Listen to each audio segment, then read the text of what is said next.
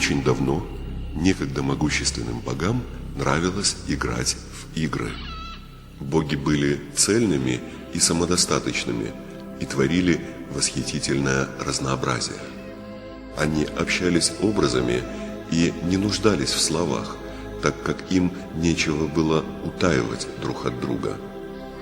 Боги передавали свое могущество от одного к другому и были сильны незримой связью предков и потомков. Они были просты и умели создавать других богов по своему образу и подобию. Те, в свою очередь, имели такие же неограниченные способности.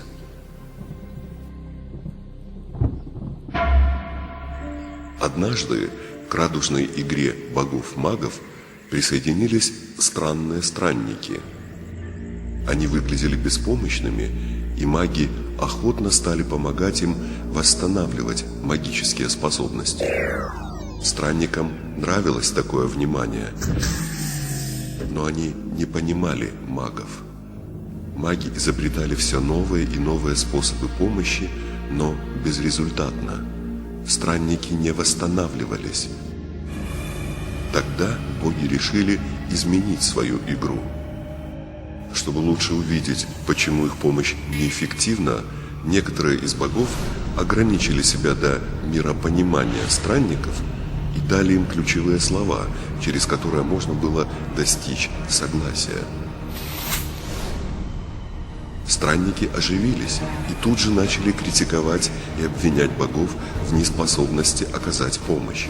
Они были так активны, что маги стали сомневаться в своих магических способностях.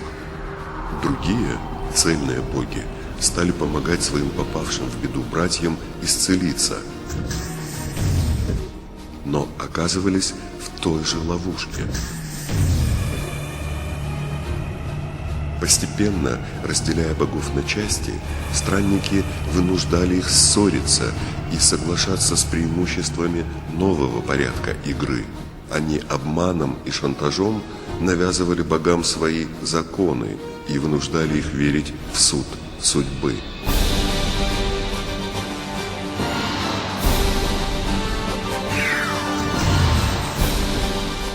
Некоторые боги догадывались, что выход из навязанной им игры прост и тоже является всего лишь игрой. Но между ними уже давно не было согласия, и они продолжали нагромождать новые игры поверх неоконченных старых. Со временем игры стали для них слишком тяжелым занятием. Память богов стала короткой, и они предпочли называть игры жизнями. Так они оказались на одной небольшой планете, где в попытке к исцелению ведут неосознанную игру, которую кто-то когда-то назвал таинственным словом «образование».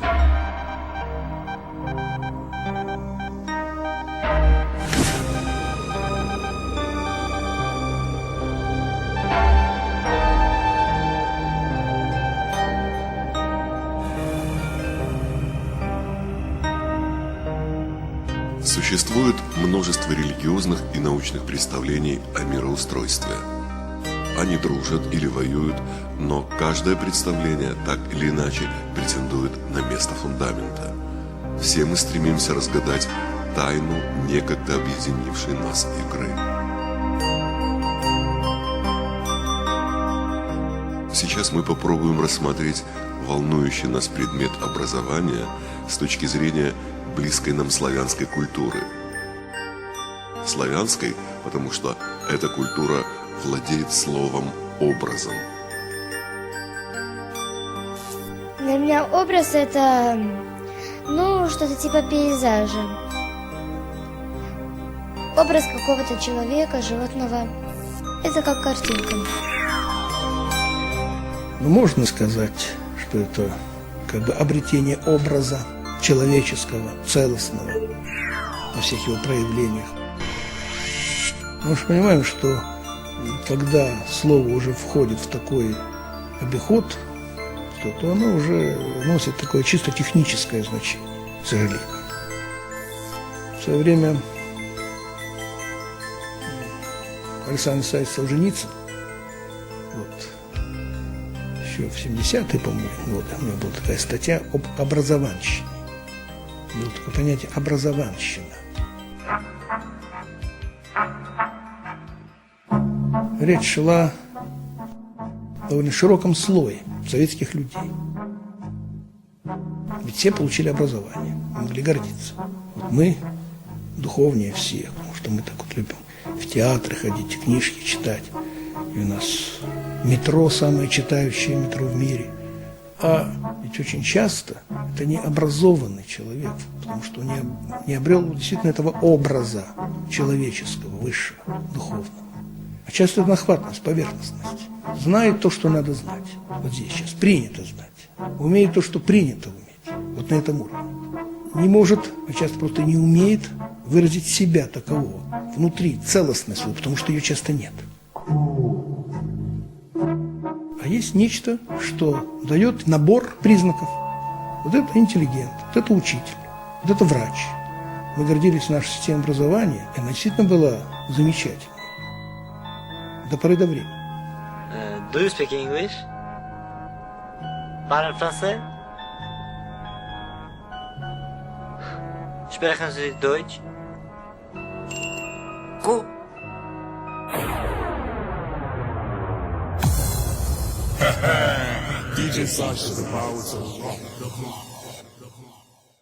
Учиться всем надо, А зачем? чтобы получить какое-то образование, потом найти хорошую работу. Понятно. А какое это образование? Вот для вас, что такое образование?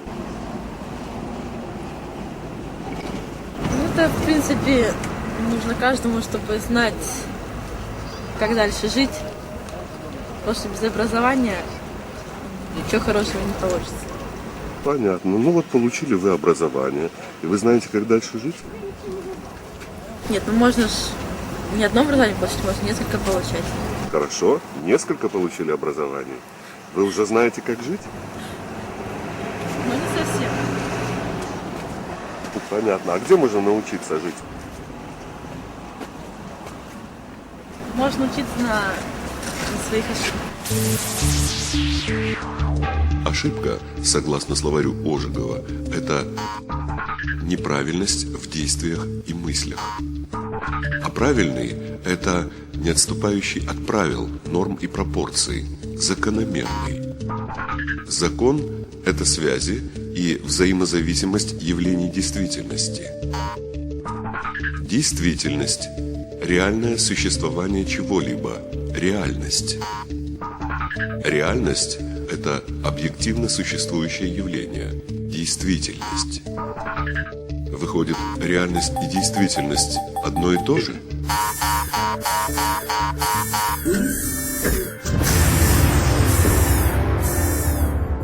Это явная ошибка. Тем более, что она не своя, а чужая.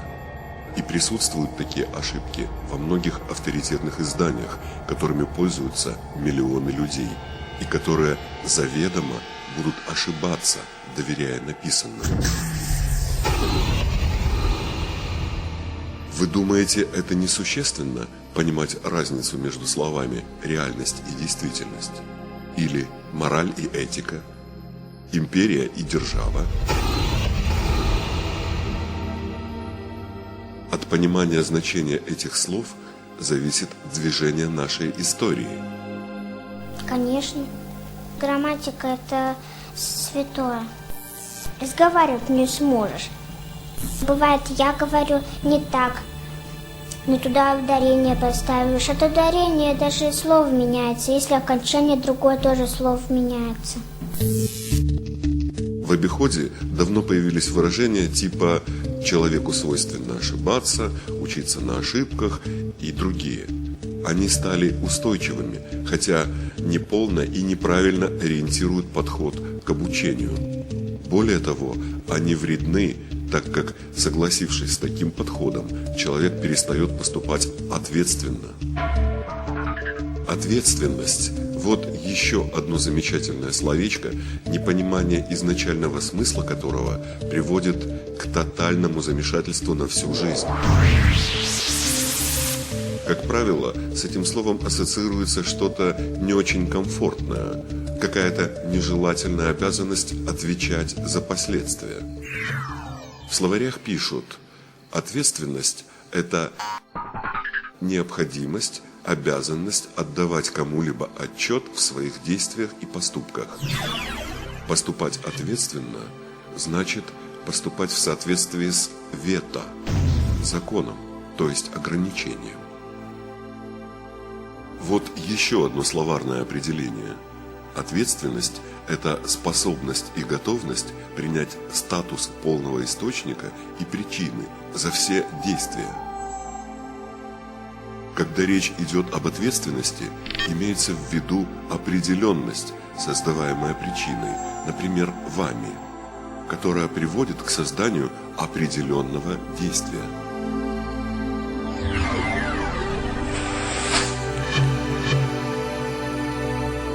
Ответственности нет, когда вы игнорируете что-то, воюете с чем-то или отстраняетесь от чего-то. Ответственность – это не вина, это осознание бытия причиной.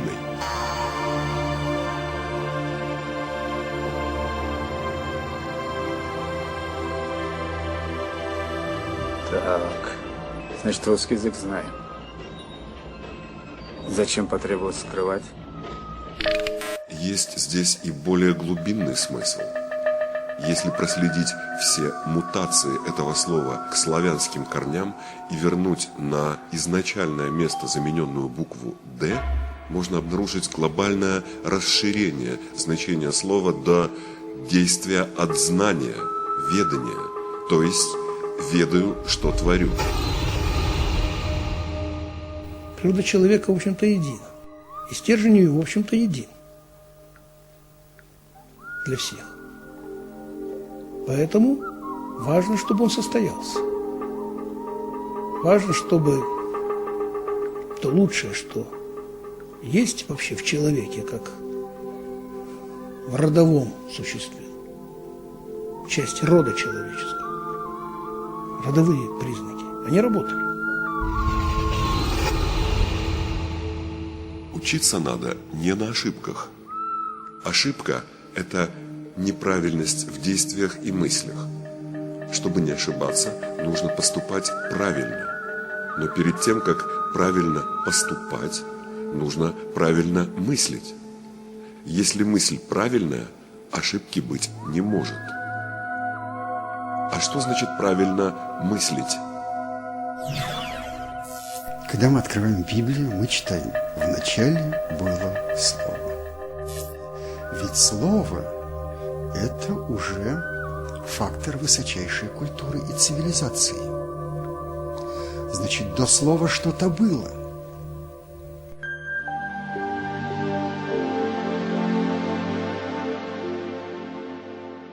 Слово «славяне» имеет древнее происхождение.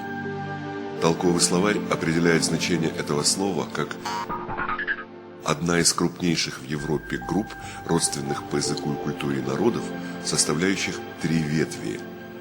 Восточнославянскую – это русские, украинцы и белорусы, западнославянскую – поляки, чехи, словаки и лужичане, и южнославянскую – болгары, сербы, хорваты, словенцы, македонцы и черногорцы. Сознание славянского языкового и этнического единства нашло отражение в древнем самоназвании всех славян – Словения. По мнению академика Трубачева, это этимологически что-то вроде «ясноговорящее». В повести «Временных лет», древнерусском летописном своде начала XII века, говорится: «А славянский язык и русский одно есть». Слово «язык» употреблено здесь в значении «речь», но это слово имеет более древнее значение. Язык – это народ. Вот почему славян называли язычниками, родившимися с языком.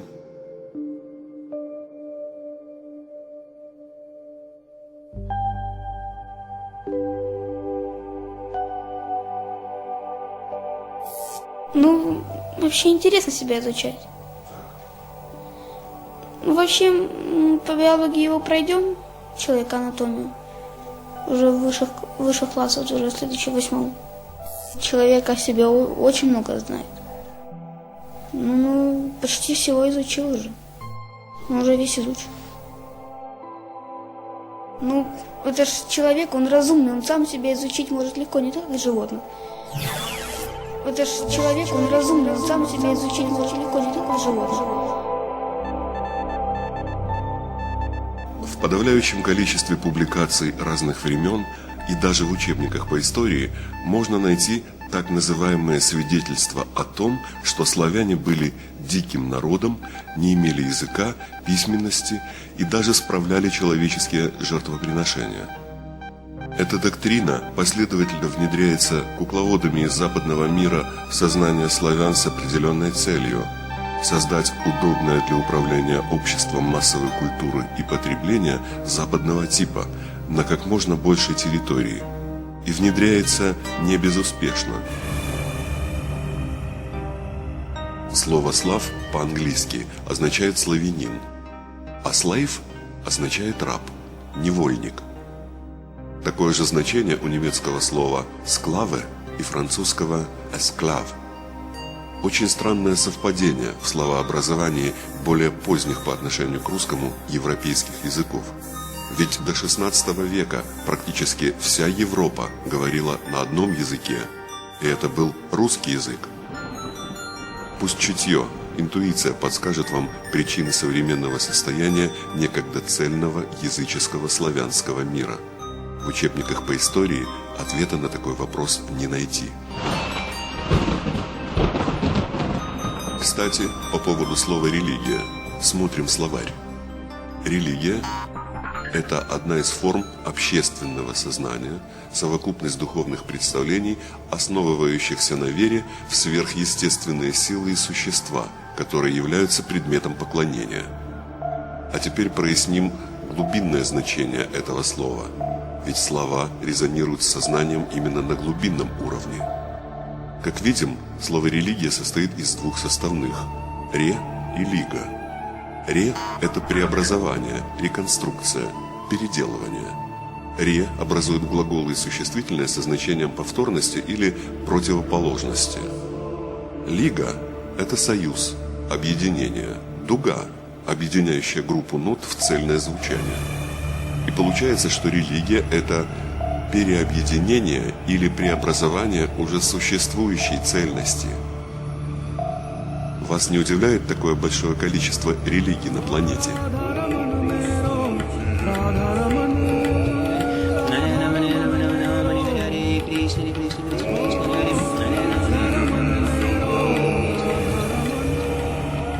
В русский язык разными путями вмонтировано много импортных словечек, которые разъединяют цельность и выразительность языка, а следовательно и его носителей.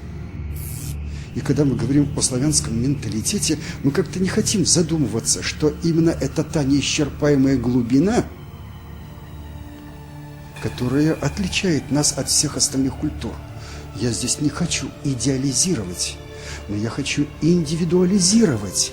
И поэтому нельзя какие-то именно европейские или какие-то другие американские стандарты насильно насаждать на нашу славянскую почву, на наш славянский менталитет.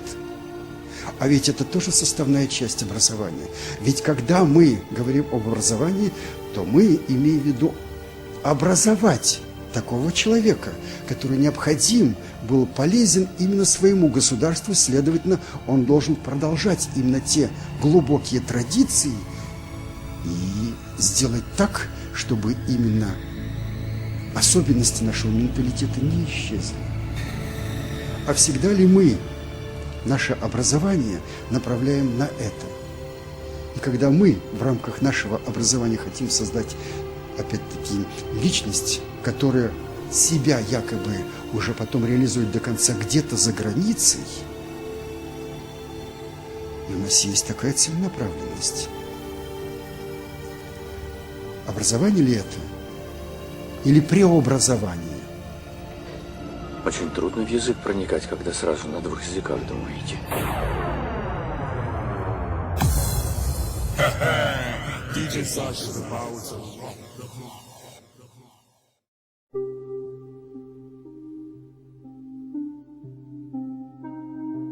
Словарный запас русского языка составляет 5 миллионов слов. Это самый богатый язык на планете. Базовые слова русского языка относятся к перворечии и имеют сакральный смысл. Сегодня 40% слов в русском языке уже неоднозначны. Слова терялись, пропадали, изменялись. Слова ломали, слова запрещали. Базовые слова вытесняются как якобы архаичные. Вместе с потерей этих слов мы постепенно теряем нашу память. Ученые-лингвисты называют это естественным процессом. Язык, мол, развивается. А теперь обратите внимание на слово «развитие». Не такое уж оно однозначное, это слово. Помимо присутствия в нем современного смысла качественного изменения к новому, более древнее значение слова «развитие» – это разъединение.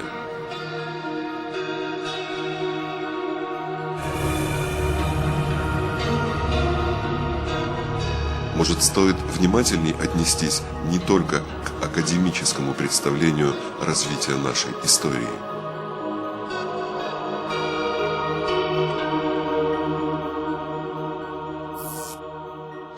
Сегодня, говоря об истории, можем говорить только о определенной версии. Это определенный набор версий. Когда мы рассматриваем историю как сумму фактов, дат,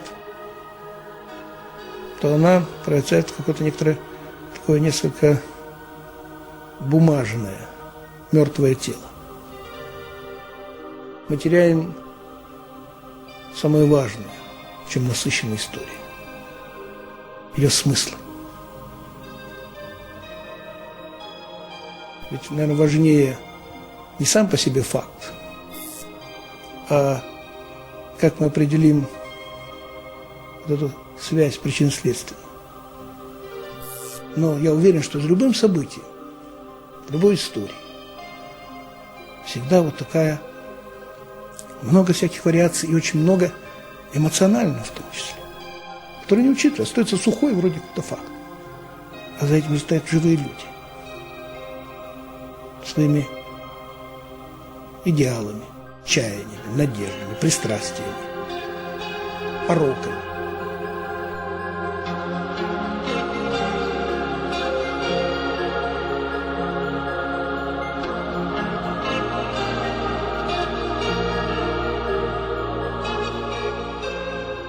Если обратиться к фольклору и данным из некоторых архивов, то действия по разделению русов можно проследить от первобытных времен. Первобытных не означает примитивных. Сказки народов мира, в наименьшей степени подвергшиеся искажениям, раскрывают иную картину исторических событий, касающуюся времен расцвета и уничтожения Атлантиды, первоосновы человеческой цивилизации. Атлантическим океаном тогда называлось еще пресное Черное море, а река Волга носила в те времена название река Ра. Обнаруженные рунические знаки, слоговая письменность и всеесветная грамота – неожиданное и убедительное доказательство существования другой истории, разрушающее исторические стереотипы.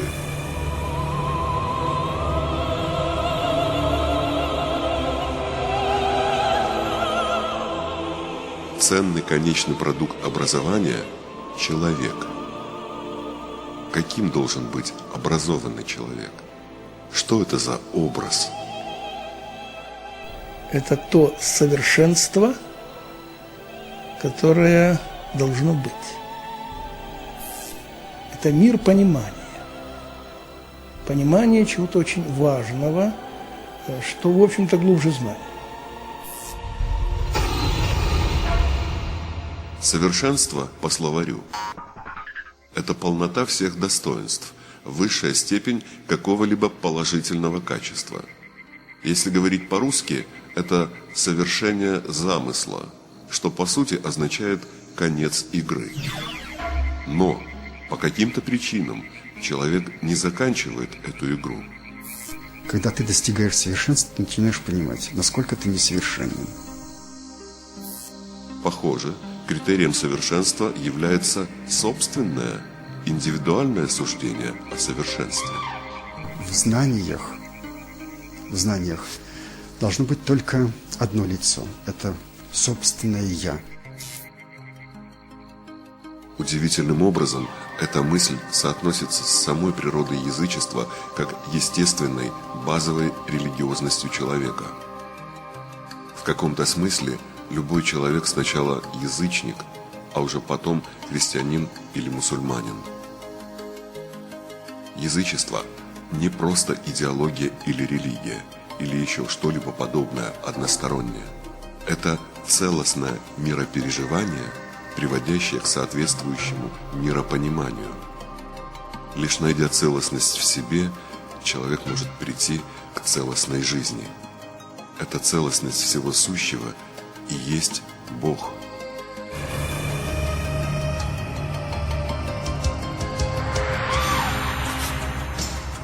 Когда мы говорим об образовании, то мне кажется, прежде всего, нужно создать такую программу, в которой бы все предметы были взаимосвязаны, чтобы они не воспринимались отдельно друг от друга, а наоборот, находились точки соприкосновения.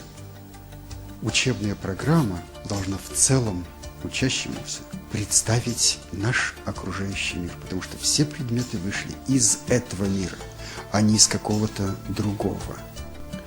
Вот я бы хотел, чтобы каждый предмет имел вот такой вот мостик, который переводил бы его от одного вида знаний к другому. И вот благодаря этому мы бы могли увидеть, в чем цельность нашего мироздания. Увидеть цельность нашего мироздания можно, если восстановить свою глубинную память. Одним из доступных способов восстановления является бережное отношение к слову. Слово – это символ, выражающий образ.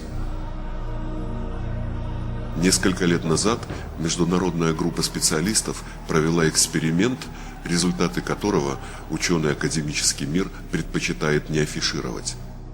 Для опыта были использованы слова разных языков. Славянину и англоязычному человеку сообщались в закодированном виде на разных языках слова одного значения, например, пес, дог, хунт, канис и так далее. Событием эксперимента стали показания датчиков, установленных над речевой зоной мозга. Они фиксировали соответствующий резонанс только при воспроизведении слова «пес». Вывод был очевиден. Вся сложная система преобразования символа в химические элементы организма имеет русский декодер.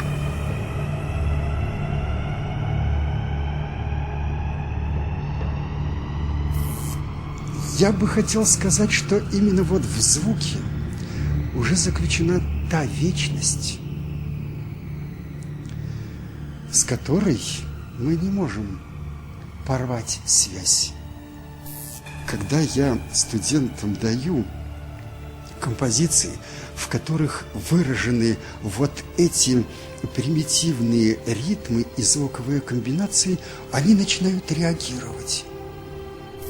Именно эти качества звука заставляют меня к музыкальному произведению относиться как к комплексу богатейших кодов, заложенных в каждом звуке, и поэтому каждый человек по-своему это разгадывает. Но музыка Баха уже сколько звучит? Более 300 лет. И понимаете, человечество не может насытиться. А почему? Да потому что он каждый раз сталкивается с загадкой. Каждое поколение, каждый индивидуум сталкивается с загадкой, которая заложена в этих звуках. 147 букв всесветной грамоты, существовавшие еще за много тысячелетий до Рождества Христова, начертаны на горизонтальных линейках, подобно современному нотному письму. Определенное расположение знаков на линейках соответствует определенным физическим и духовным понятиям. Человек изначально был создан как совершенное существо. Постепенно он накапливал опыт и собственное умозаключение по выживанию. Почему он утратил свои способности – это вопрос для самостоятельного осмысления. Но кое-что человек все-таки сохранил. Это интуиция, или по-русски чутье. Тонкое понимание, проникновение в самую суть чего-либо. Или непосредственное постижение истины. Вот потому, что вы говорите то, что не думаете, и думаете то, что не думаете, вот в клетках и сидите. Мост возвращения к цельности существует. Чтобы быть цельным, надо быть честным. Вот и вся формула цельности. И это базовая основа знания. Много знаний нужных и важных, но самое главное – как жить. Еще в середине прошлого века, фундаментально занимаясь вопросами образования, великий Лев Толстой обращал внимание на то, что развитие ошибочно принимается за цель, что педагоги содействуют развитию, а не гармонии развития, и в этом заключается вечная ошибка всех педагогических теорий. Опыт гениев, он всегда очень важен. Характерно и то, что Россия это, в общем-то, не приняла Толстого. Учение Толстого оказалось тем случаем, когда нет пророка в своем Отечестве. Мощно повлияв на путь за пределами России.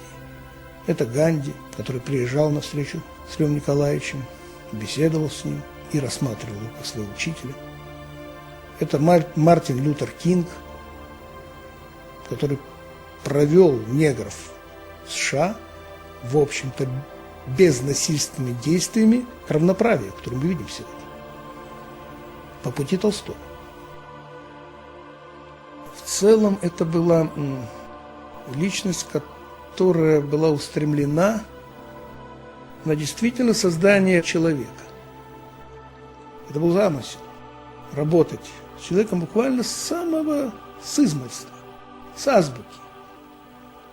И давать уже вот маленькому человечку какие-то высочайшие образцы нравственности. В Яснополянской школе Толстой организовал экспериментальное обучение, в результате которого создал цельную гармоничную систему методик преподавания. Педагог, по мысли Льва Николаевича, уподобляется плохому воятелю, который вместо того, чтобы соскабливать лишнее, налепливает, раздувает, залепляет кидающиеся в глаза неправильности, исправляет, воспитывает. Если ученик в школе, указывал Толстой, не научится сам ничего творить, то и в жизни он всегда будет только подражать, копировать. Дело в том, что Толстой очень интересовался вообще всем опытом человечества. Вот у него появляется такое выражение «учителя человечества». И учителя человечества для него это и Будда, и Конфуций, и Лао Цзы, и Христос, и Магомед. Все это учителя человечества и ряд других. Для него это был путь. Единый путь, который по-разному формулировался, но он находил, прежде всего, искал то общее. Творчество Льва Толстого, его протест против стереотипов, желание вселить веру в свои силы каждому человеку несет огромный потенциал народной глубинной мудрости. Но по каким-то диким причинам наши издатели миллионными тиражами распространяют этикетские заморочки Дейла Карнеги. Даша, как вы относитесь к необходимости образования? Это самое необходимое, я считаю. Какое-то образование человек должен обязательно получить в своей жизни, не одно. Образование нужно, а современное образование никуда не годится. А что не так с современным образованием? Качество преподавания. Подход. Но не дают того, чего бы хотелось, скажем так. Даже в таком виде, в каком оно есть, оно, безусловно, не помешает. улучшить образование в нынешнее время? Да. Не знаю. Даже надо учиться по новой.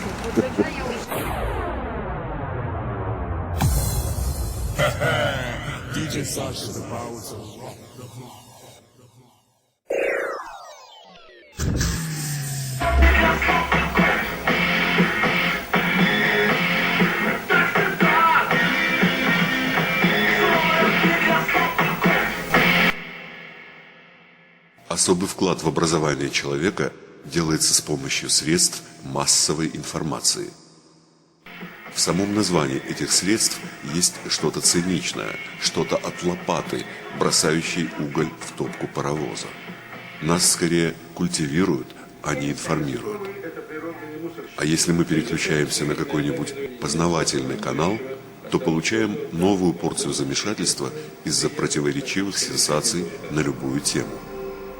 Да и революции у нас стали какие-то телевизионные, с драматургией, спецэффектами и в нужном темпоритме.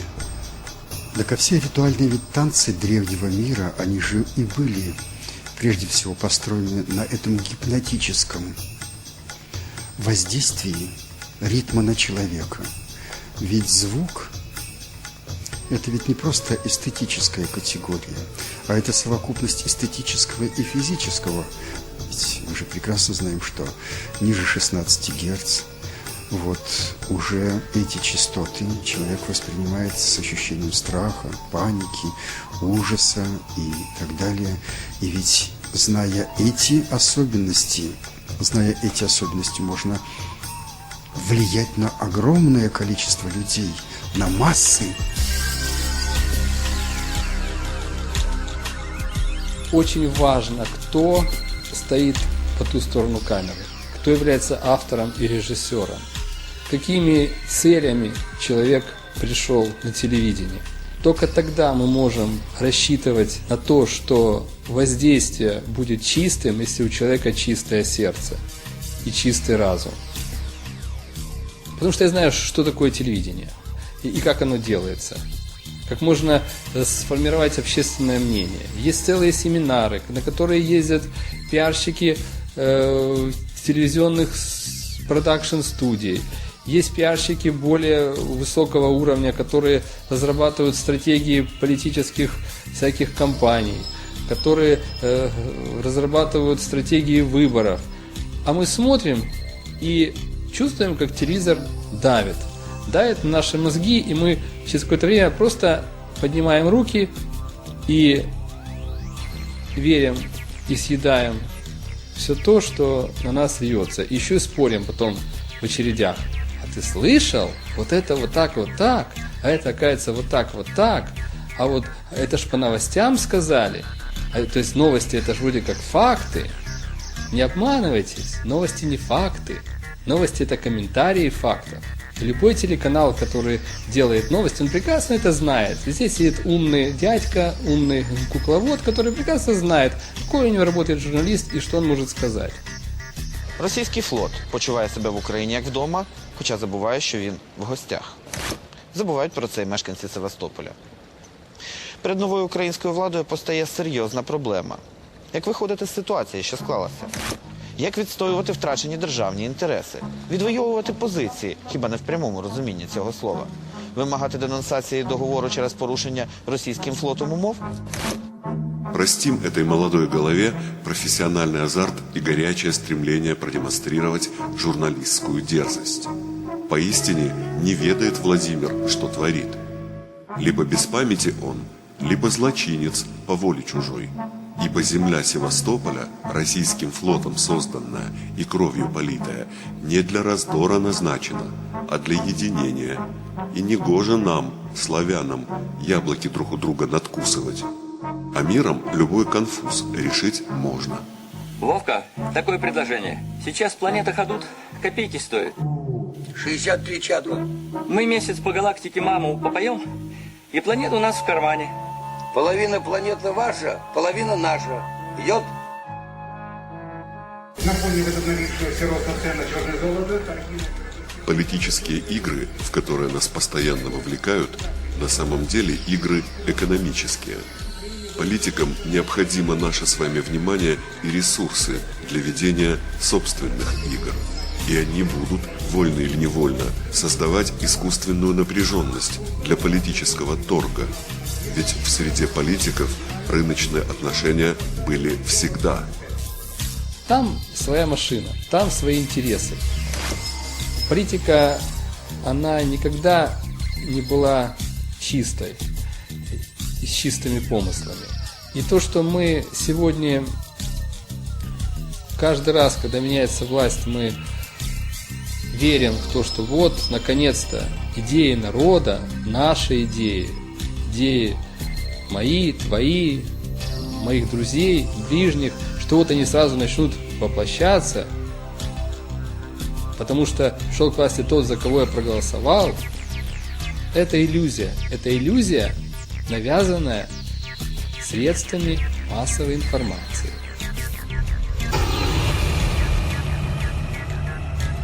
Если не обратить вспять процесса разъединения славянского мира, дышать на нашей планете будет трудно. Эти сложные геополитические игры не просто рассмотреть, когда внимание занято собственным выживанием. Но фокус состоит в том, что если сегодня от них отмахиваешься как от чего-то далекого и фантастического, завтра уже не вспомнишь, как угодил в гипнотизирующий загон потребления. В самом развитии нет ничего плохого. Это интересная игра развития. Опасность здесь в том, что, развиваясь, можно забыть дорогу домой, к цельности. Единственный разумный способ выживания в современных условиях разъединенности – это восстановление собственной цельности и честности. И это возможно только при правильном образовании. Что же это такое правильное образование? Я могу балетом заниматься. Вообще-то я собираюсь только с тобой защищаться. Очень давно некогда могущественным богам нравилось играть в игры.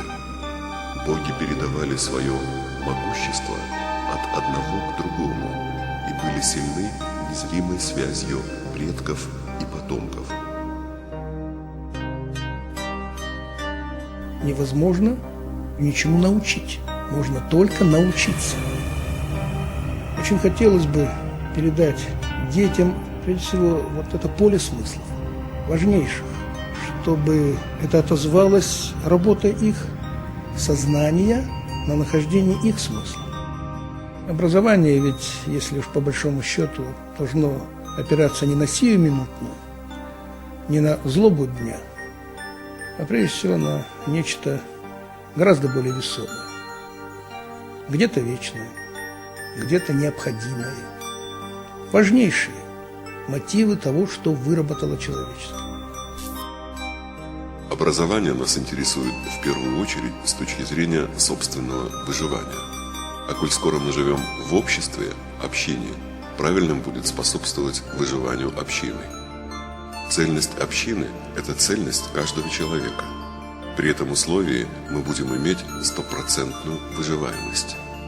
Так жили наши славянские предки. Они были просты и могущественны своей целью и не нуждались в образовании, поскольку являли собой самодостаточные образы. Сегодня принято считать, что образование – это приобретение систематизированных знаний и навыков, полученных в результате обучения. Давайте попробуем посмотреть на словосочетание «правильное образование» с точки зрения изначальных базовых понятий. Правильный, как мы уже смотрели в словаре, это соответствующий правилам и нормам. А теперь обратите внимание на ряд этих слов. Все они содержат древний слог «ра», значение которого есть свет, солнце, источник. Таким образом, правильное образование можно рассмотреть как высветление, проявление того, что и так есть, изначальное ведание, а не налепливание и исправление, о чем говорил Лев Толстой. Если выписать по такому же признаку слова других языков, вы сделаете неожиданное открытие. В большинстве из них еще вибрируют русские слоги. Слова – это магические символы общения, резонирующие с первородными кодами человека. Использовать их можно с пользой, например, прояснять и исцеляться. В среде специалистов, изучающих происхождение слов, есть такое предположение. Если прояснить начальное значение всех слов, можно достичь просветления. Нужно читать хорошие книжки, разные книжки. И не бояться того, что мировоззрение может меняться. В наше время есть возможность построить именно тот универсальный фундамент, в котором бы отражались особенности любой нации. Наверное, это и есть тот момент, на который стоило бы обратить очень серьезное внимание и самым главным лицам, которые возглавляют и образование, и культуру.